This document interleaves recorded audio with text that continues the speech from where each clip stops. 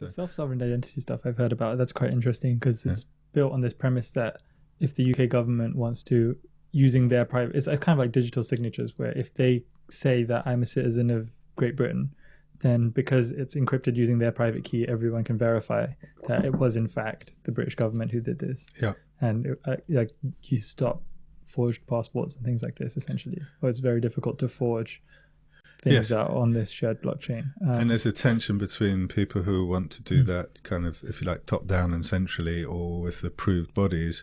But this is something that, regardless of any organization, you have the ability to issue your own global sovereign identity, and then it's up to you who you get to, if you like, countersign or improve.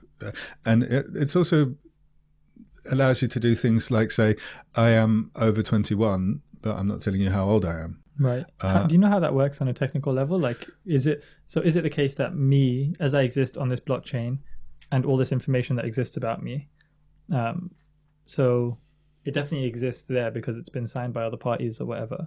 But if I wanted to conceal my age or my citizenship, how would I do that? I tell you the truth.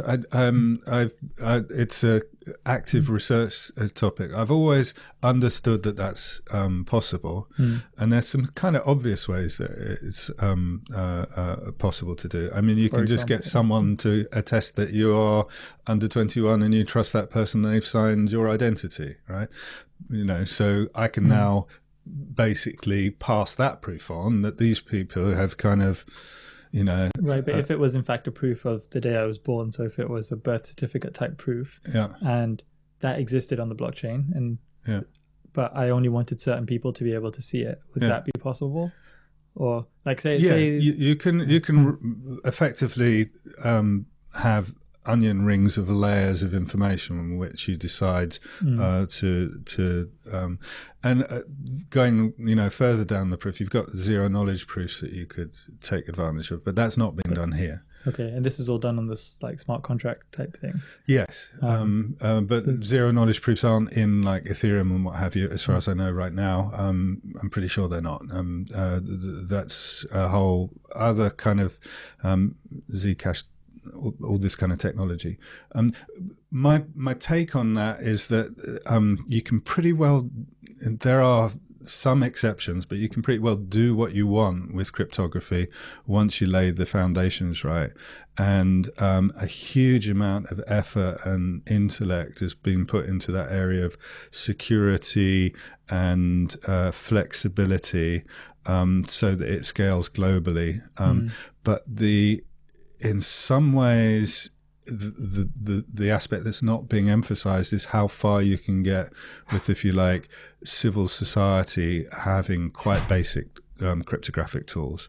Okay. So the fact is that, you know, public key cryptography isn't out there except for a very few people, and just getting the basics out there and allowing us to certify each other can get a very, very long way. And what are the applications? So just in the thing that we were discussing with age, one thing that immediately scares me is that sometimes it's actually quite useful to lie about your age, and probably a lot of people who are underage drinkers or whatever, just, you know, there are lots of people who have fake IDs and things like this, and it is.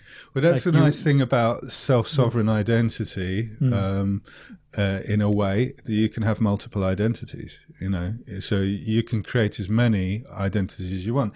It's just that some won't have the same history, won't be as trusted as others. So it's a bit like, you know, creating new characters in World of Warcraft or something like this, you know? Oh, okay. It's going to be at that level. It's not going to be at the level of issuing new passports or something. Like if the government gets involved, and because the way that I've heard what's happening in China? Just about but that's quite scary to me. It's very. I mean, this is going to transform society. So, like, it has the possibility of Stasi-like states that know absolutely everything about you, and there is no, you know, autonomous zone you can escape to and be free because everything is monitored. To enabling, on the other extreme, citizens and groups to claim back a lot of control over things like, you know, finance and the way votes are expressed against big powers. And we basically have a language or a framework over which that battle is going to be debated and fought and tooth and nail by vested powers and hopefully by civil society. So it can go either way. Do you have any case studies that come to mind of this clawing back of power and what that might look like? Just because, or in terms of getting a bit more concrete, what's a classic use case for this self-sovereign identity on a blockchain with digital signatures and verifiable statements? Well, it's never happened in history, I don't think, where cryptography has, if you like, got out to the masses. Or this sort of. What would that look like?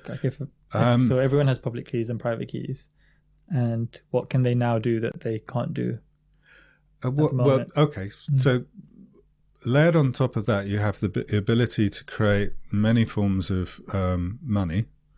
And also many forms of legal organization and many forms of democratic or social organization. And what it basically does is the same. It makes it far cheaper to create more complex and richer social structures with money and with legal cooperative forms. So at the moment, you can create a company and it might cost you £20, £30 a year, and you have to fill in some forms, and then you have 2 or 3, 4, 5, 6 structures you can choose. But that is all quite laborious, and it's not something, maybe 20 years ago, people wouldn't create legal, very few people would have their own company. Now there's quite a lot of self-employed people. I think as we move forwards, you'll probably be creating companies on a weekly basis. And so these companies then become like your voluntary association, your a project, a holiday you want to go on with friends, and you will be able to start building the values, richer values, into those corporations, not just. But can't I already do some?